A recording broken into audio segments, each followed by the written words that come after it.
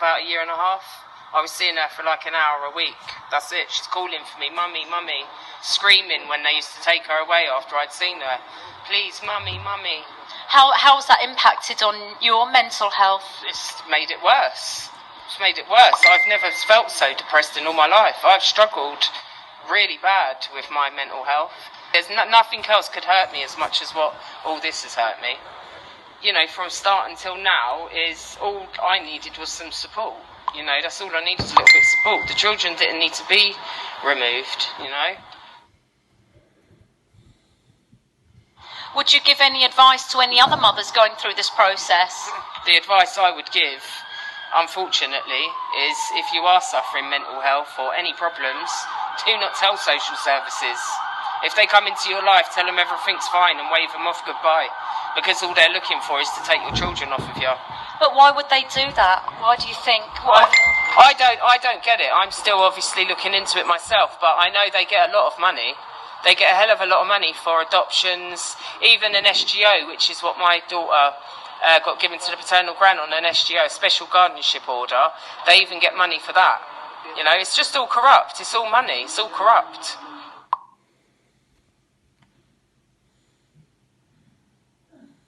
They can't keep getting away with what they're getting away with. It can't keep happening. These poor children are suffering. My children in foster care are crying on the phone to me every day. You know, mummy, please, when can we come home and all that? And I've done everything social services asked me to do. For 18 months, I turned my whole life around to get my baby back. And all along, I got told, if you do this, I jumped through every hoop going. Didn't make any difference. Didn't make any difference. So what we've been hearing is that there are potentially thousands and thousands of complaints where parents have been reaching out to members of Parliament, Lords, Amnesty International, Liberty, women's charities, women's rights, and there just doesn't seem to be any change whatsoever.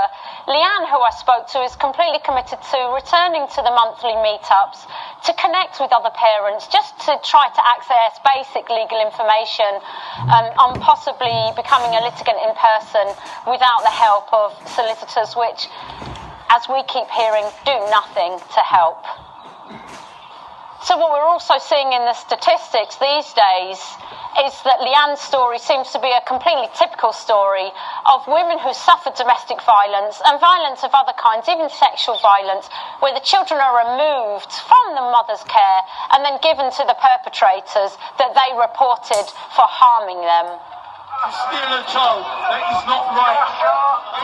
Why do you think children are being stolen up and down the UK? Preferable child for an adoption agency. I also had a chat with Billy, who describes the harrowing process he went through, having his child forcibly adopted because he reported PTSD. Billy comes across as a loving father, exceptionally broken by what he would describe as mental torture. Let's hear what he has to say.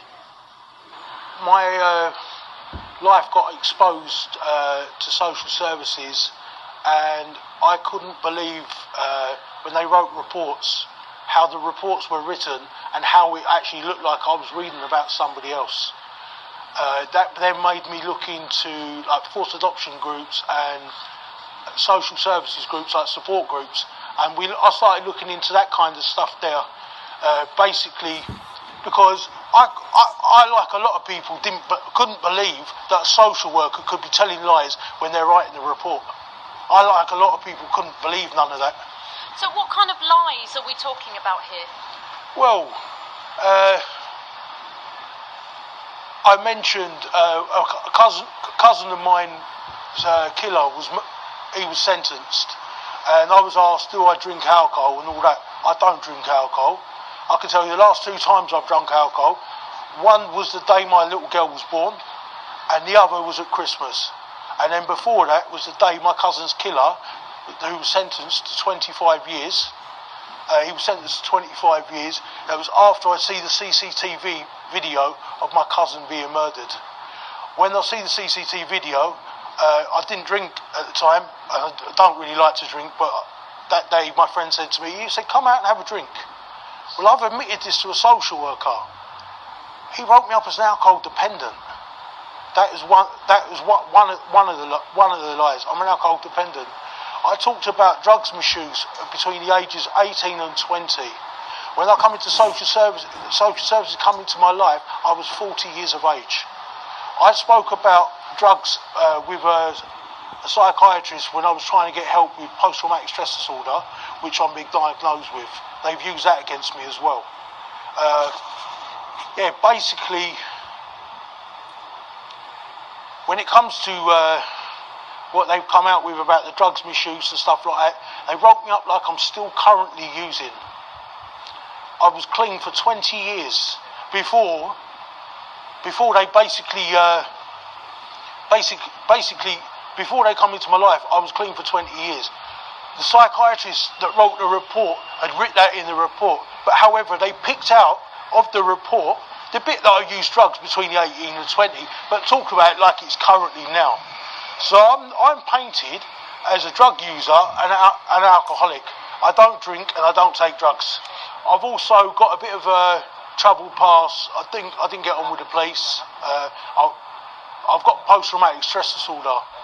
I've had a few fights with the police because threatening situations, my back gets up, and I've had fights with the police. End of the day, this was all free. The last time it happened was 3 years before my missus was even pregnant with my little girl.